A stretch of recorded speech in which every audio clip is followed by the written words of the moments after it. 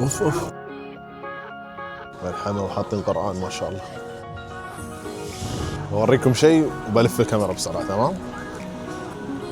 حاليا شعور الطبخ قاعد اتذكر ايام امريكا، عشت 5 سنين هناك. خبز البرجر ولا غيره، افضل التورتيلا بصراحه، التورتيه. اهلا وسهلا، متجهين لامستردام بعد طول انتظار وشدة حيل وتعب. نستاهل فترة نقاهة. أول مرة أجرب الفلوج، بنشوف كيف بتصير، بس إن شاء الله بنمتعكم في امستردام. دولة جميلة مشهورة بالسياكل، وعندهم وجبة وايد صعبة، يعني هي ثاني أسوأ شيء من بعد النفاق تقريبا. هم ضحكوا وياي بعد. نو ثانك يو فيري ماتش. تبغاني أشرب شامبين؟ أنا بعد ما وصلت امستردام ويعرضون علينا الذنوب والمعاصي. شنو يا أخي؟ اللي أسوأ من، يعني ثاني أسوأ شيء من بعد النفاق، بطاط مع خبز. يعني أنا لو هالوجبة أشوفها بعد التمرين، الرحلة كم 7 ساعات إن شاء الله. بسيطة الله بيسر. كنا في البزنس بعد، هذه نعمة الحمد لله. إذا الرحلة 3 ساعات أو أقل إيزي، لازم مو بلازم، عادي تروح بإيكونومي عادي، بس أكثر لا تجري على نفسك. لا السافر أحسن والله، توصل ظهرك تم يومين على ما ترد لمود. نلقاكم في امستردام.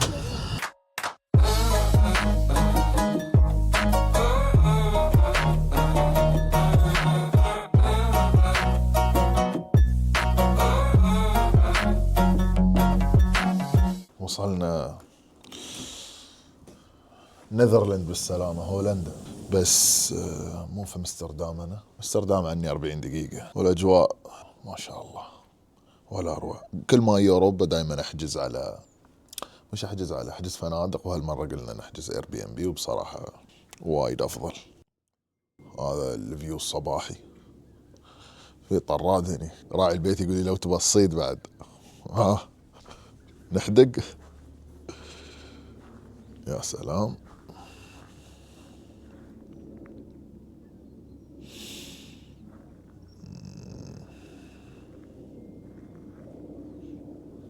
حلو. هني الطاولة بحط لي لابتوب ما اشتغل عليه بس عشان ابين اني ناجح. للأسف في جاكوزي هني بس مسكر لان الدنيا شتاء، بس السونا شغال. البيت من داخل بعد، يعني البيت جيد، بس مو مقصرين والله صراحة. الاير بي ام بي يفرق في وايد شغلات. عندك كذا شيء، عندك هني الشاي، بس طلع كاهي. في شاي، هني بهارات. والله زين للبادي بيلدرز يا اخي. شوف كل انواع البهارات.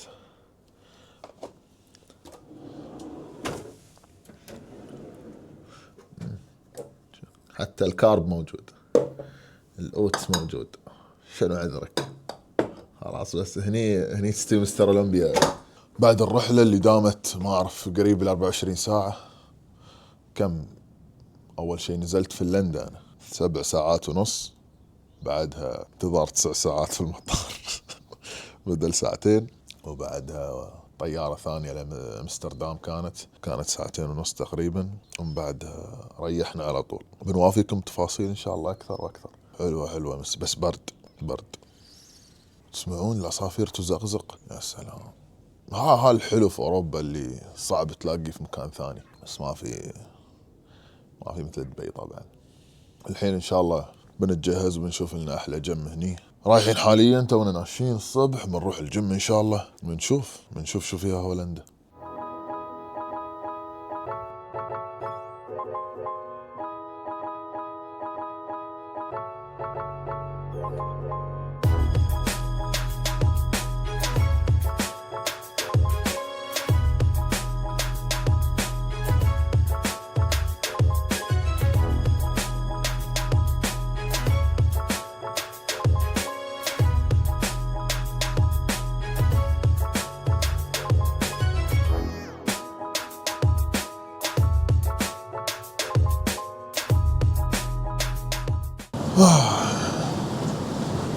اول يوم في امستردام، طبعا ما بروح مكان غير الجيم.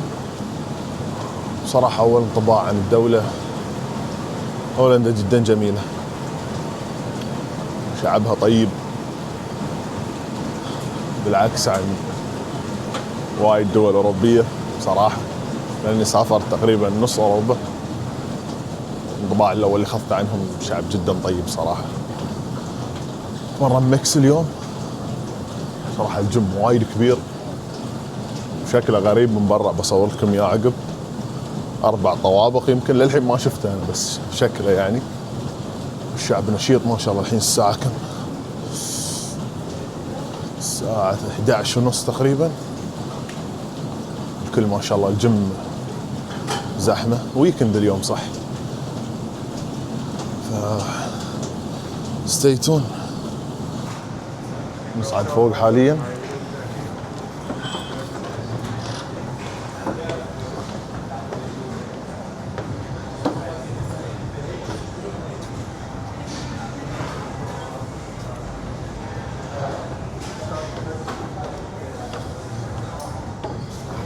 مشهورين هم بالليت الأحمر بصراحة، يحبون الليت الأحمر.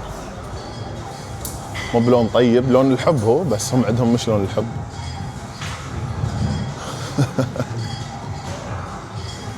نسخن لنا صدر أول شيء، بالنا كيبل. خلنا نشوف الطابق اللي بعده.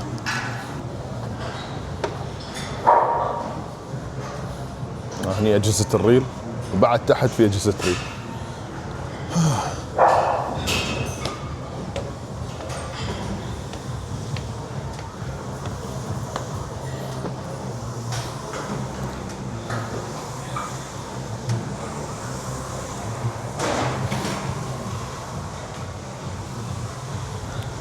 هني أهدى الجو شوي.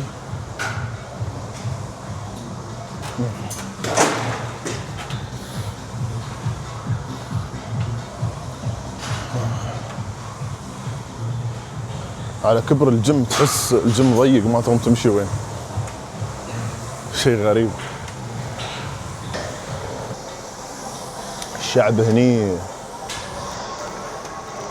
طويل، تحسهم فايكنج تبارك الرحمن يعني، ما نحسدهم. يا الله،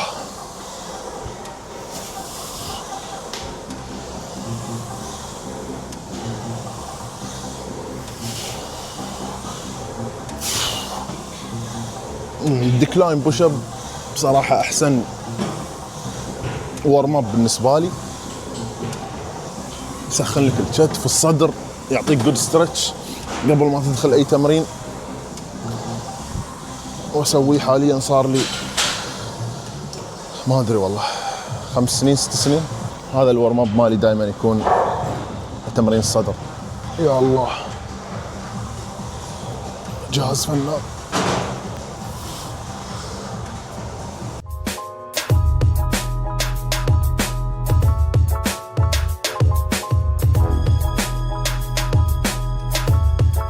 صح، بعد الشعب يبتسم يا ها، وايد يهمني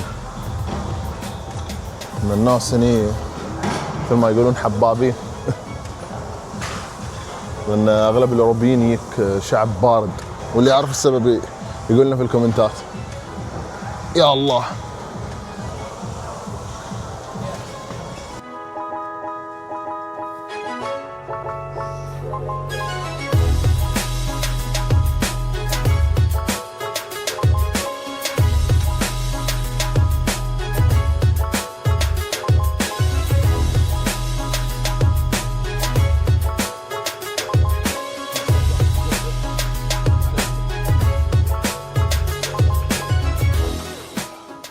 هامر سترينث حتى لو ما تعرف التكنيك، هي تصيد لك العضله. اجهزه سحريه يا اخي.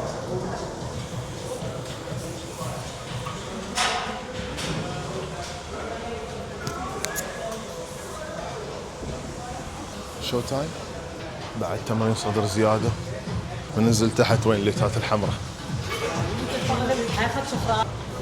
في اسانسير بعد. خوش جيم والله، لا مدخلين اول يوم فري بعد. ما يقصرون، جزاهم الله خير. والله ما ادري اذا يباله تمرين زياده صدر ولا فيلينج جود يعني. شو اسم الشركه؟ تكنولوجي سمثينج هاي، تكنوجيم. جربناها قبل، جيده بس ما تيوز لي 100%. في ناس تحبها ولكن انا ما افضلها. والله جميل، ما توقعته بهالطريقه. جود سكويز. اوف يا الله، ايزي.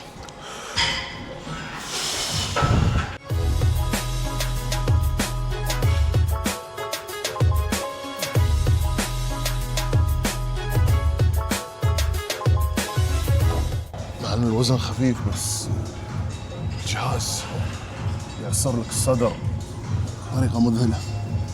صح، بخصوص التصوير كلمت الريسبشن قلت لهم عادي اصور؟ اوروبا بعد ما اعرف كل شيء عندهم غير. قال لي اذا واحد بس اشتكى عليك خلاص ممنوع تصور. للحين الامور طيبة. لا ما في حل. توقعت السفرة بروحي بتكون مملة، لكن يوم تجرب شيء جديد لا والله السفرة جيدة. مثل ما شفتوا بعد في بيت هادي بعيد عن امستردام 40 دقيقة يمكن، في سونا وجاكوزي. سلام. تطلع من السونا ودرجة الحرارة 0 2، تطلع جسمك كله يدخن. شعور والله تحس فيجيتا. في ناس ما تحب، لكن فعلا تسافر بروحك في نوع من المتعة.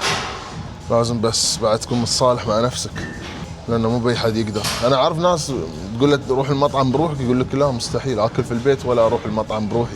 ما ادري، في ناس تستحي او عندها رهاب اجتماعي انها تاكل بروحها، او في ناس تخاف انه شو يقول والله بيقولون عني مينون نفسيه كيف يجي اكل بروحي ما عندي ربع. بس شوي شوي تبتعد عن هالتفكير ان الناس شو يفكرون عنك او لا، بتعيش باريحيه ان شاء الله. طبعا هالليفل مو بسهل، ولكن تطمح له وتسعى له ان انت ما تهتم بكلام الناس. واحيانا الانسان يتضايق بعد ما بنكذب يعني. ولقد نعلم انك يضيق صدرك بما يقولون فسبح بحمد ربك وكن من الساجدين.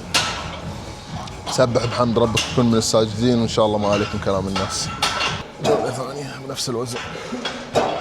والله مسافر استوي ليزي شوي، تصير مو طماع في الاوزان ولا بالتمرين، بس تتمرن عشان ضميرك. يا الله، لا يبا وايد خفيف.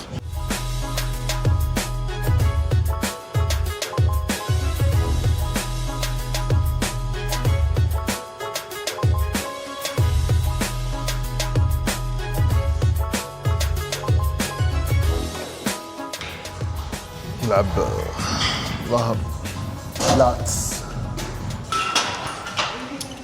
عشان نلعب ظهر لازم نصعد فوق.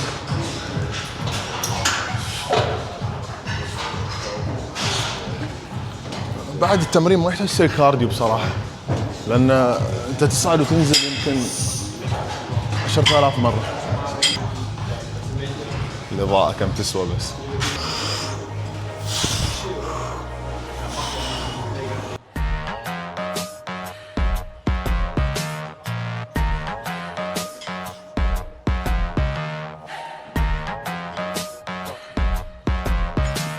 والله صح، أنا بعد مو متريق يعني، جاي بدون شيء. ما أدري ليش سويت شيء، عقاب يمكن لنفسي يعني، بس عادي. لا دونت تراي ذس ات هوم. لا تمرن على معدة خالي. 1 2 3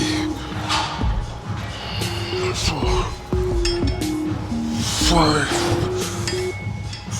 بس سوي ستريتش بتوين سيتس، بتوين العدات مش بتوين سيتس.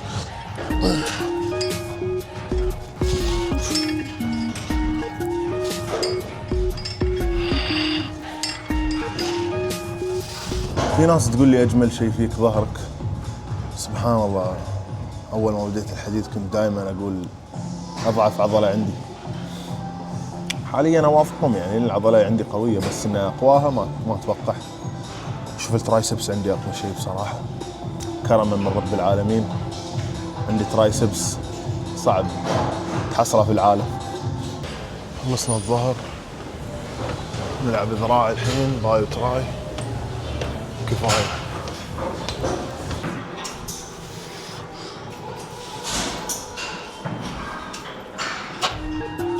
يا الله.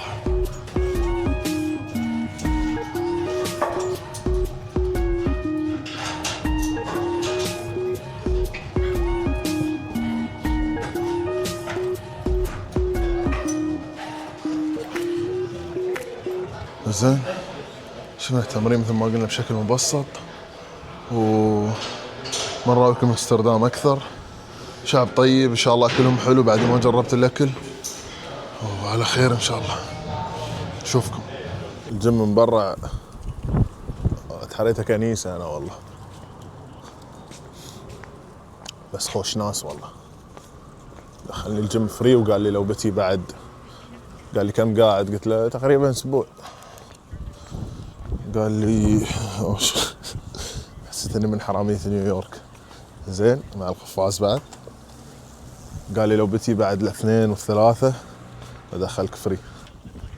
هالعلم عليه 3 اكسات، هذا شعار امستردام اتوقع، هذا اللي سمعته انا، هذوها. ايوه هذا طبعا السياكل هني مقدسة، هذا هو العلم. هذا الفيو مبين برا الجيم، النهر الجميل هذا. يبان له بوست ورك اوت الحين، ادور لي على مطعم. والله العرب اللي هني بعد صح، العرب هني بشكل كبير يعني، انا انصدمت. اي اوبر اي وات ايفر اركب وياه اساله، يتكلم انجليزي مسلم، يتكلم عربي سوري. هني الشعب كله يتكلم انجليزي، ما كنت متوقع يعني.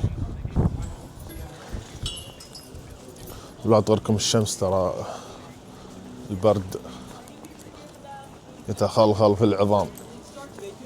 بوست ورك اوت ميل في مطعم يمني هني في امستردام، هذا هو المطعم. طبعا دائما بوست ورك اوت لازم يكون دسم. اخذنا مندي لحم. حاليا الساعة 1 تقريبا، 1:30. مستعدين؟ شوفوا الماستر بيس. يا الله، السبرايت زيرو الله يخليك. المفروض يزيد الكمية، والله اللحم اكثر من رز. هني تعرف ان المطعم 10/10. يقول لك وقت التصوير لما تحط الاكل تثير المشاهد. بنجرب نشوف هل هالشيء حقيقي ولا لا. ان شاء الله ما لوع كبدكم بس. يا الله، بسم الله الرحمن الرحيم.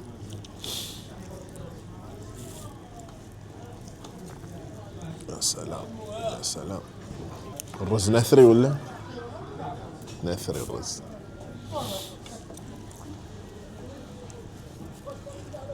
بسم الله.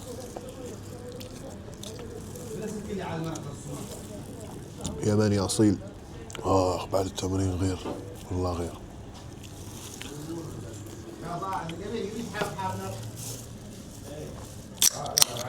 صوت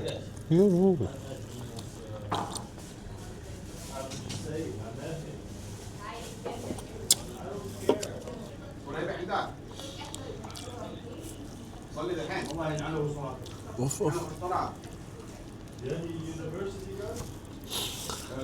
قال وين فلان؟ قال يصلي.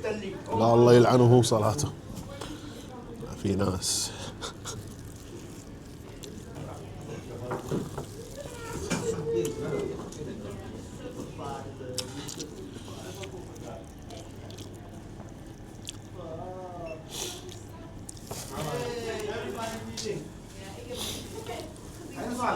لما اسافر دول احب اجرب اكل الدولة، ولكن اول وجبة لازم تكون عربية. اللهم لك الحمد، اللهم دمها نعمة. هذا المطعم، ها يمن ريستورانت.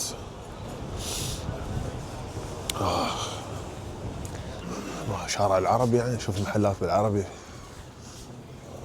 والله ما اتوقع انه في شارع عرب هني، لان الكل عرب هني اصلا. ونعم بالجميع، وكونهم فقط يسعون هذا شيء جميل. ملحمة وحاطين قرآن ما شاء الله، محل عطور ما شاء الله. التصوير مو ب 4K وواضح لدرجة قوية. هاي السيارات شوارعهم صغيرة.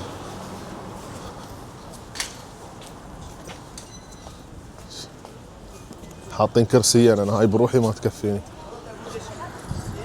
شلون؟ اوه، بوريكم شيء وبلف الكاميرا بسرعة. تمام خلاص، بس اللي شافه شافه. بلد الحرية ما يخسره. خلونا بنتمشى، بنشوف المدينة، بنستمتع بالأجواء الباردة. إن شاء الله نوافيكم بالتفاصيل القادمة بالليل. حاليا الظهر، نستمتع بوقتنا، ومن بعدها إن شاء الله نرجع لكم بعد اليوم الطويل، وبعد المندي، وبعد الجيم، وبعد السونا. نمت 3 ساعات وما توقعت بصراحة، والحين بنسوي العشاء. يا الله شكله طيب، لحم أنجس. حاليا شعور الطبخ قاعد أتذكر أيام أمريكا، عشت 5 سنين هناك. تعلم كيف تعود على نفسك، تعتمد على نفسك. بصراحة شيء طيب إنك تعود على نفسك، عشان باكر لو فكرت تبني بيت، لما تكون عارف إنك تعتمد على نفسك تقدر تكون مسؤول عن نفسك، تكون ايزي، قادر إنك تكون مسؤول عن أي عائلة. فحلو لما تسكن بروحك تتعلم الكثير. هنوريكم البرجر هاي، بس خلنا نمسح ايدنا. ليش تطلع شي الإضاءة؟ أنا مو بعرف. والله طبعا شكل أبدا ما يشهي. وهني خبز إيراني ولا خبز ما أدري شنو، وبانتظار الوجبة. طبعا ما أحب الخبز اللي هو خبز البرجر ولا غيره، أفضل التورتيلا بصراحة، التورتية عشان ما حيصيح بعده. أمزح والله أمزح، أخف على البطن لليل. بس الخبز هذا أحسن، هذاك شكل خلاص كل اللي أنسب لبطنك. يلا بنوافيكم إن شاء الله بالوجبة بعد شوي. ما عندنا غير هالصوص الجميل اسمه بلبل. يا فلفل زين، عشان يضربك صاهر آخر الليل. تباسكو. الرايحة مبدأ إلى مطعم أسوي لا ما في صدق هذا. بسم الله الرحمن الرحيم.